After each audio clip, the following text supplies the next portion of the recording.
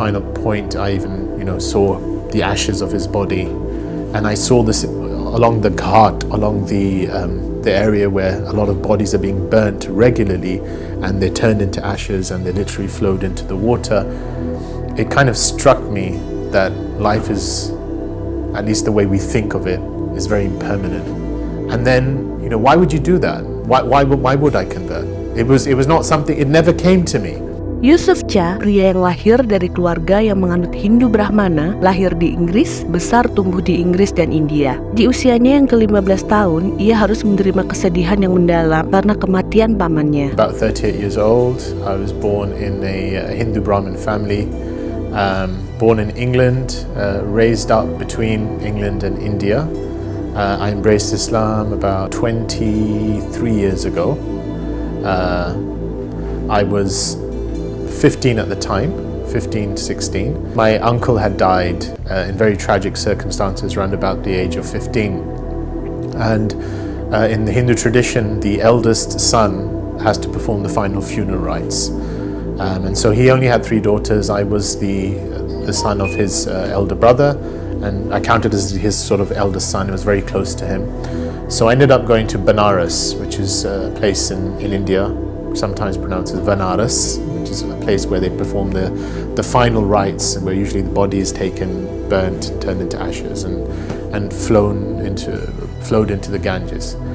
So I went there and I had to do a series of rites for my uncle. Setelah melihat ritual pemakaman pamannya dan melihat banyaknya jenazah yang dibakar pada saat itu, Yusuf pun merenung tentang kehidupan dan kematian. Ia pun tersadar bahwa hidup hanyalah sementara. Sejak itu pula, ia pun mulai mencari tahu makna kematian dan tradisi dari agama-agama lain. And at the final point, I even, saw the ashes of his body, and I saw this along the ghat, along the area where a lot of bodies are being burnt regularly, and they turned into ashes and they literally flowed into the water. It kind of struck me that life is, at least the way we think of it, is very impermanent.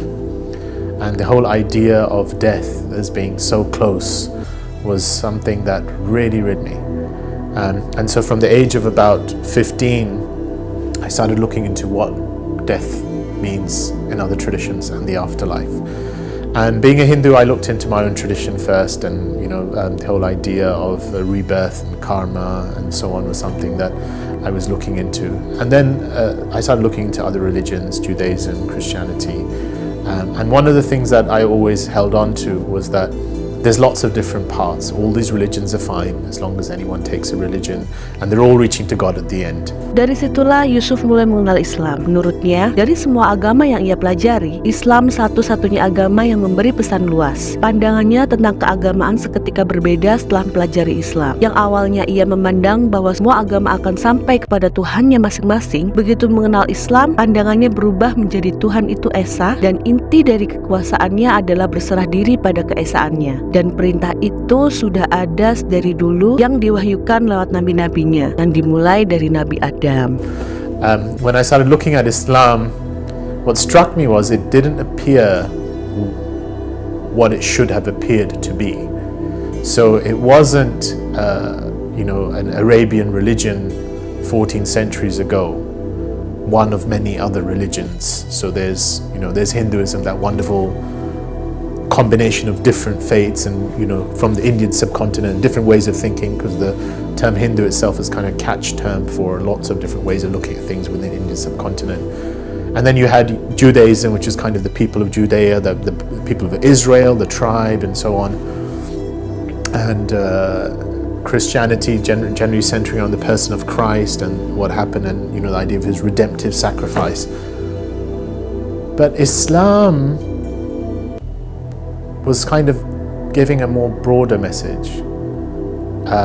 For starters, the Prophet Muhammad, who's, at least to my mind, seemed the founder of Islam, is not mentioned in the Quran apart from 3 times. And the Quran's got a whole chapter on Mary. Well, she's not Arab, technically, in my mind. And then there's Abraham popping up, and Noah popping up, and Jesus popping up. And what's that got to do with, Arabia at that time? And then a different narrative started emerging. So the first narrative I had was there's lots of different paths, everyone's going to God. And then a different narrative emerged, which is God is one, and the essence of his path of submitting to that oneness is one. And he has been sending different messengers to each and every nation from the beginning of time until now. And that was Adam was the first. And that religion, for all intents and purposes, in Arabic could be called Islam, or that way could be called Islam, but that is the one path, that is the path of God. And it's broad enough to accommodate these various things. And when I struck that, it was kind of, whoa. Namun meski Yusuf telah menyadari tentang kebenaran Islam, ia mengaku tak ada niat untuk bersyahadat dan masuk Islam. Waktu itu yang difikirkannya hanya apa yang dikatakan keluarganya, apa yang orang lain katakan nanti, hingga pada suatu hari ia seolah diberi hidayah oleh Allah. And then, why would you do that? Why would I convert? It was not something, it never came to me. And then even as the faith was emerging, it was sort of like, yeah, but it's kind of like growing as a seed. It sprouted. And when it was, I believe this. Now what does that entail? And when that thing happened, then it was always like, this is a bridge. And can I ever cross it? Can I ever actually take that step? I mean, what would my family say? What would anyone say? And then I think what finally pushed it over was that, God actually created an environment around me where I saw other people convert. And someone who I really looked up to, who had converted a year or two before, and his life had literally changed. I was walking with him, and he literally looked at me and he said, you don't know how long you're going to live. You don't know how much time you've got. He said, don't you want to live your life, or at least say what it is that you believe in to yourself? There were a lot of challenges that came afterwards that, had I sat and thought about it, probably would have prolonged it a lot more than 7 months. But the fact that I took that step, from that point onwards, I found there is no way that God's support does not come. Ketika Yusuf akhirnya berani memutuskan untuk penganut Islam, ia merasa sangat lega, dan baginya seperti inilah seharusnya hidup dijalankan. Tidak ada rasa asing baginya. Islam membuatnya merasa seperti pulang ke rumahnya sendiri. So Allah wants to guide. He gives him expansion. He expands his chest lil Islam. He expands his chest for God. And sometimes there's a term, I think it's called yuqallib, to literally turn a person. And that was my sensation. I literally felt I was turned and I was span, and it was like this sense of expansion. So, yeah. And then what was really interesting is the next day when I told people I wanted to become Muslim, and I said what I did, the way you become Muslim, it was just a coming home. It's like, oh, this is me. This is a part of me. This is what I've always known somehow, somewhere I should be doing.